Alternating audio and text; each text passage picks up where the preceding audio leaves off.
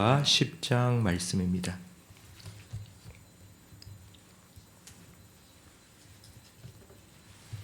여호수아 10장 1절부터 14절까지 한 절씩 교독하겠습니다.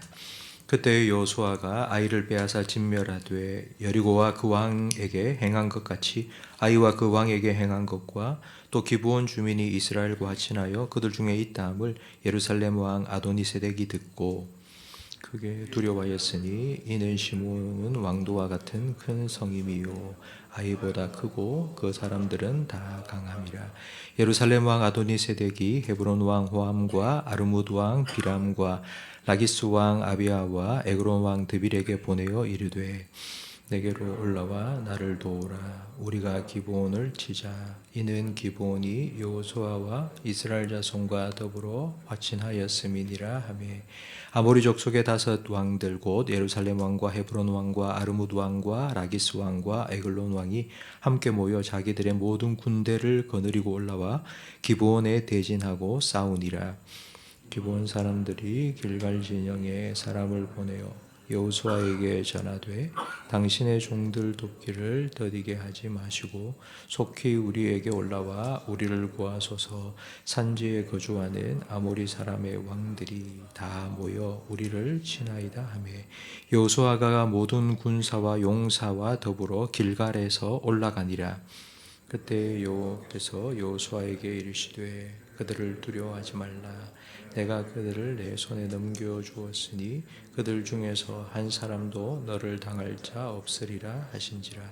여호수아가 길갈에서 밤새도록 올라가 갑자기 그들에게 이르니 여호와께서 그들을 이스라엘 앞에서 패하게 하심으로 여호수아가 그들을 기본에서 크게 사륙하고 벳호론에 올라가는 비탈에서 추격하여 아세가와 막게다까지 이르니라.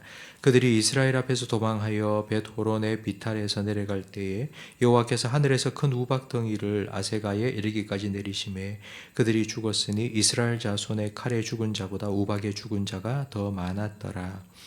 여호와께서 아모리 사람을 이스라엘 자손에게 넘겨주시던 날에 여호수아가 여호와께 아뢰어 이스라엘의 목전에서 이르되 태양하늘은 기브온 위에 머무르라. 달아 너도 아얄론 골짜기에 그리할지어다 하매 태양이 머물고 달이 멈추기를 백성이 그 대적에게 원수를 갚기까지 하였느니라. 아사랴 책에 태양이 중천에 머물러서 거의 종일토록 내려가지 아니하였다고 기록되지 아니하였느냐. 여호와께서 사람의 목소리를 들으신 이 같은 날은 전에도 없었고 후에도 없었나니 이는 여호와께서 이스라엘을 위하여 싸우셨음이니라. 아멘. 기브온이 이스라엘 편이 되었다는 소식을 들은 아모리 족속의 5 왕들은 배신한 기브온을 처단하기 위해서 군대를 모으고 그리고 기브온을 치기 위해서 갔습니다. 기브온은 요즘으로 하자면 이제 막 신앙생활을 시작한 새가족이라 할 수 있습니다. 새가족이 교회에 나오기 시작하면 가정에서 어려움을 겪을 때가 종종 있습니다. 가족들로부터 이런 얘기를 듣는 거죠. 집안에 종교가 갈리면 우환이 생긴다. 그러니 교회 가지 마라. 이런 말을 합니다. 생각해 보면 북한이 탈북자를 순순히 내보내주지 않는 것처럼 마귀도 자기 편이었던 사람이 떠나가는 걸 가만히 내버려 두지 않습니다. 그래서 주변 사람들로부터 교회 다니면 우환이 생긴다. 종교가 갈리면 힘든 일이 일어난다. 네가 교회 다니기 때문에 집안에 이런 힘든 일이 생기는 거다. 이렇게 겁박하면서 교회를 못 다니도록 만드는 것입니다. 지금 기브온이 당한 일이 바로 이런 일입니다. 하나님 편에 서고 이스라엘 편에 서자 주변에 있는 다른 사람들로부터 공격을 받게 되었습니다. 6절 말씀해 보니 이 기브온 사람들은 길갈에 진치고 있던 여호수아에게 좀 도와달라고, 우리가 너 편 아니냐, 그러니 좀 도와달라고 도움을 요청했습니다. 이 말을 들은 여호수아는 즉시 군대를 이끌고 기브온을 도와주기 위해서 떠났습니다. 그 이유는 앞서 9장에 나온 기브온과 이스라엘 간의 약속 때문입니다. 기브온 사람들은 멀리서 온 것처럼 변장하고 찾아와서 우리는 가나안에 사는 사람이 아니라 멀리 있는 민족이니 절대 우리는 진멸하지 마소서 하나님께 맹세해달라고 부탁을 했고, 이스라엘 백성은 쏘가서 하나님의 이름으로 약속했습니다. 물론 하나님께 물어보지 않고 하나님의 이름으로 맹세했지만 하나님의 이름으로 맹세했기 때문에 이스라엘 백성과 여호수아는 그 약속을 신실하게 지켰습니다. 이것이 하나님 백성이 살아가는 방식입니다. 믿음은 대상과 내용이 분명해야 합니다. 누구를 믿는지 그리고 무엇을 믿는지 알아야 믿는 것이지, 이걸 알지 못하고 믿는 건 믿는 게 아니라 속는 것일 수 있습니다. 우리의 믿음의 대상은 하나님이십니다. 우리의 믿음의 내용은 하나님은 신실하시다는 것입니다. 우리는 말씀하신 대로 반드시 지키시고 이루시는 신실하신 하나님을 믿습니다. 이런 신실하신 하나님을 믿는 성도는 하나님의 신실하심을 알아가고 닮아가며 삶 속에서 그 신실함을 나타내야 합니다. 시편 15편의 다윗은 여호와의 장막에 올라가 예배하며 여호와의 성산에 거하는 자가 누구인지를 말합니다.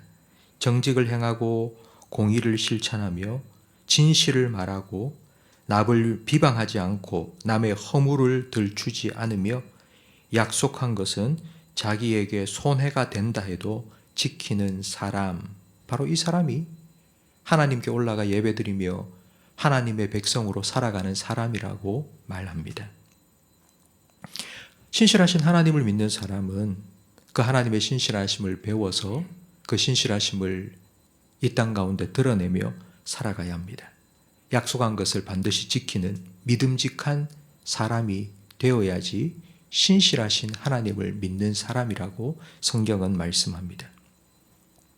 이렇게 기본을 도와주기 위해서 여호수아는 이스라엘 백성과 함께 올라갔는데, 이스라엘이 기브온을 위해 전쟁을 한다는 것은 하나님의 편 사람은 반드시 하나님께서 지켜주신다는 것을 보여줍니다. 앞서 말씀드린 것처럼 신앙생활을 처음 시작한 새 가족들은 마귀의 공격을 받는 경우가 종종 있습니다. 그때 저와 여러분이 그분들의 영적인 전투에 전우가 되어 주어야 합니다. 말씀으로 권면하고 그분들을 위해서 기도해 주어야 합니다. 이런 과정을 통해서 새 가족들은 신앙생활은 혼자 하는 것이 아니라 함께 하는 것이구나 라는 것을 배워갑니다. 여호수아는 밤새도록 군대를 이끌고 달려가 아모리 족속의 5왕의 연합군을 쳤습니다. 아말렉의 연합군이 도망칠 때에 우박이 떨어졌는데 칼에 죽은 자보다 우박에 죽은 자가 더 많았습니다. 도망가는 연합군을 추격해 나가는데 12절에 보니 여호수아가 하나님께 이렇게 기도합니다. 태양아 머물러라, 달아 너도 머물러라. 남은 패잔병을 하나도 남기지 않고 진멸하기 위해서 멈추어 달라고, 해가 넘어가지 않도록 머물러 있어 달라고 그렇게 기도를 했습니다. 14절 말씀해 보니 역사상 전무후무한 일이 일어났다고 기록되어 있습니다. 우리는 성경 안에서 이 사건을 잘 알고 있습니다. 여호수아의 기도에 하나님 응답하셔서 태양이 넘어가지 않도록 머물러 있었다는 걸 잘 알고 있습니다. 그런데 왜 이런 일이 일어난 걸까요? 이건 기브온을 위한 전쟁을 위해 일어났습니다.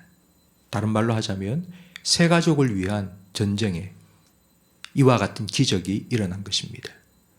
여기서 우리는 한 영혼을 위한 하나님의 마음이 얼마나 크고 놀라운지를 이해할 수 있습니다. 이 날은 기브온 사람들에게는 놀라운 간증의 날이 되었겠지만 가나안 사람들에게는 기억하기도 실은 아주 끔찍한 날이 되었을 것입니다. 그리고 소문이 퍼졌을 것입니다. 이스라엘의 항복한 기브온만 살아남았고 나머지 모든 사람들은 다 죽었대.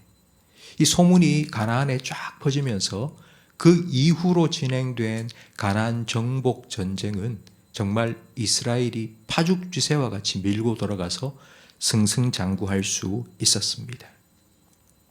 저는 오늘 말씀을 준비하면서 우리 성도님들과 함께 세 가지 기도 제목을 나누고 싶습니다. 먼저 믿는 우리 성도들이 하나님을 닮은 신실한 신자가 될 수 있도록 하나님을 닮은 믿음직한 하나님의 백성으로 성숙해 나갈 수 있도록 먼저 나 자신을 위해서 기도하고, 새 가족이 우리 교회에 왔을 때 그들이 먼저 하나님 만나고 예수님 만날 수는 없습니다. 근데 그들은 먼저 믿는 우리를 통해서 하나님을 알아가고 예수님을 알아갑니다. 그래서 새 가족들이 먼저 믿는 우리의 모습을 보면서 하나님을 더 알아가게 해달라고, 하나님의 살아계심을 경험케 해달라고 기도해 주시고, 우리 교회가 이스라엘이 전쟁할 때에 태양이 머물렀던 것처럼 하나님의 신실하심, 하나님의 살아계심을 드러내고 하나님의 승리를 이 땅 가운데 보여줄 수 있는 교회가 될 수 있도록 기도해 주시기 바랍니다. 먼저 나 자신이 하나님을 닮아가도록, 두 번째는 새 가족이 그런 우리의 모습을 통해 하나님을 알아가도록, 그래서 우리 교회 가운데 하나님의 살아계심을 세상 가운데 드러낼 수 있도록 세 가지 기도 제목을 가지고 함께 기도해 주시는 이 새벽 시간이 되기를 바랍니다. 기도하겠습니다. 하나님 아버지, 하나님을 닮아가고 하나님을 더 알아갈 수 있도록 새벽에 하나님 앞으로 저희들을 불러주셔서 감사합니다.